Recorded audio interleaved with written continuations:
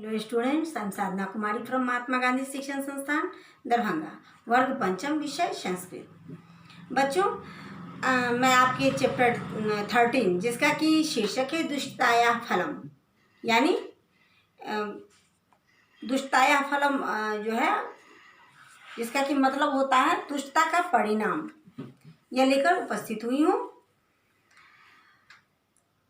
कल मैंने आपको दुष्टाया फलम, यानी इससे पहले की वीडियो में मैंने आपको दुष्टाया फलम जो था, जो ये दुष्टता का फल जो था, वो चैप्टर जिसको कि मैं आपको पढ़कर इसके हिंदी अर्थ के साथ बता चुकी हूँ।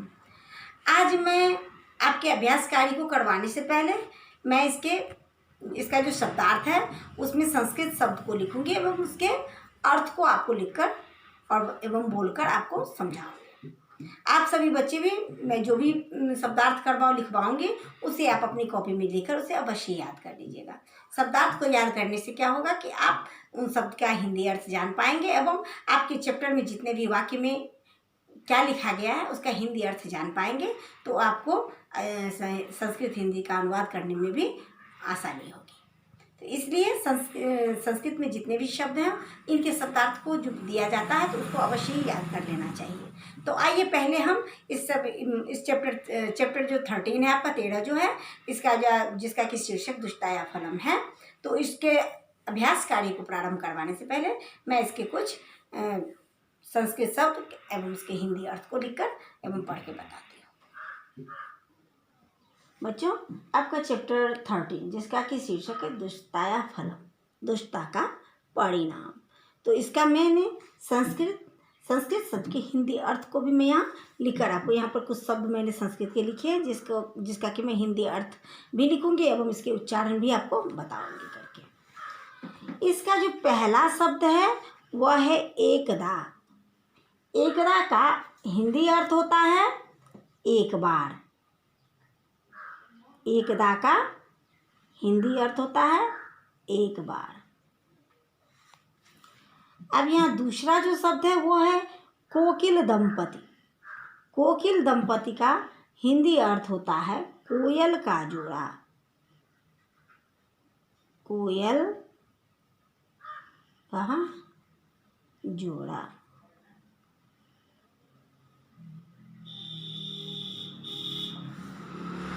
अब है तीसरा शब्द है वह है एकस्मिन। एकस्मिन का हिंदी अर्थ होता है एक में।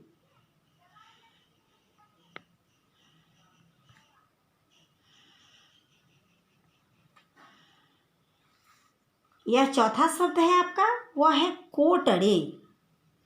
कोटड़े का हिंदी अर्थ होता है खोखले में।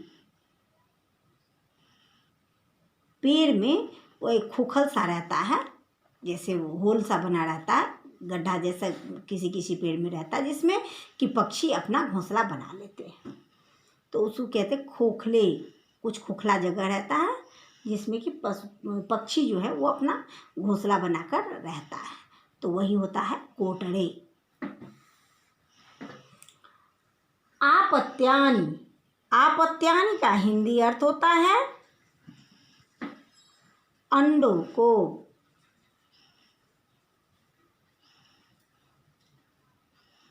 अंडों को।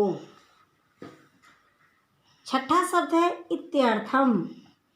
इत्यर्थम का हिंदी अर्थ होता है इसलिए।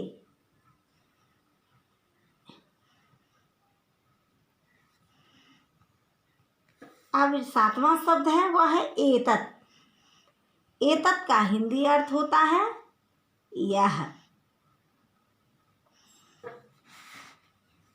आठवां शब्द है प्रस्तरे। प्रस्तरे का हिंदी अर्थ होता है पत्थर पर।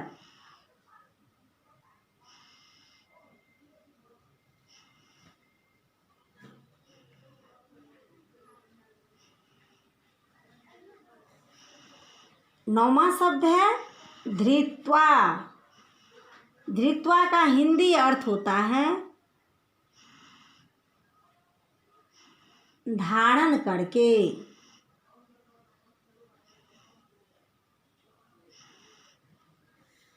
10वां जो शब्द है वो है अवस्ताम।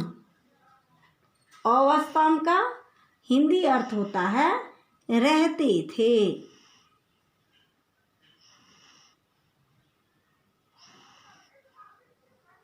इस प्रकार से 10 शब्द यहाँ दिए गए संस्कृत के, जिसका कि हिंदी अर्थ लिखकर संस्कृत के उच्चारण के साथ ही इसके हिंदी अर्थ को लिखकर मैंने आपको बता दिया है। आप सभी बच्चे भी ध्यानपूर्वक मेरे द्वारा जो भी शब्दार्थ करवाए गए हैं उसे अपनी कॉपी में लिखकर से याद कर लेंगे।